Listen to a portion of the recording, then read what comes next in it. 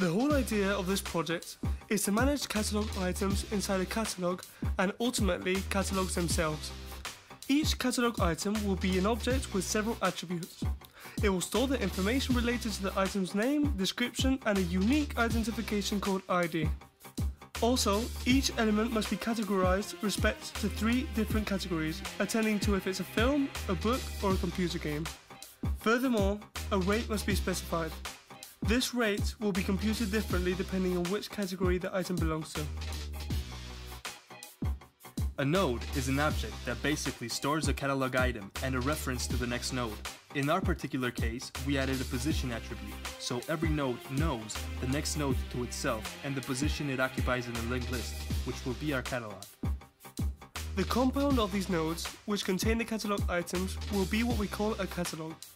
Each catalog has an attribute defining the catalog's name and a reference to the first object of the linked list, which we call first. When we exit the application, all this information will be saved to an external data file, coded in the following format. In the same way, if we open a pre-existing catalog, the information coded in it will be passed to the corresponding catalog.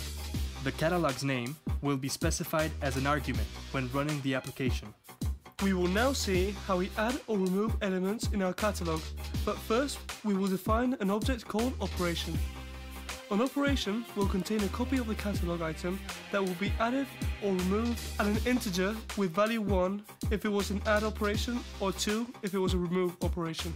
These operations will be pushed into a stack parallel to the insertion or removal of an element in the catalog.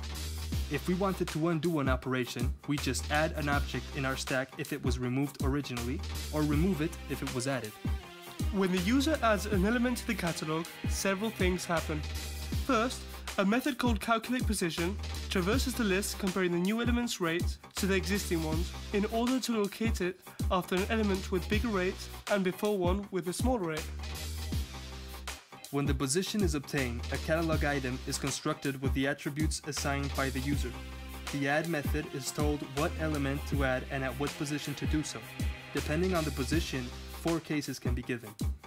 If the catalog is empty, if the node goes at the beginning, if the node goes at the end. If the node is in the middle, we must take care of not unreferencing any node in the process of insertion. The remove method traverses the list searching for the node whose name was passed as a parameter and deletes it according to the 3 cases specified for adding: at the beginning, in the middle, at the end. A clear option in the menu removes all items with a method that unreferences the first node of the catalog. When we exit the application, the information stored in the catalog is once again coded in a data file.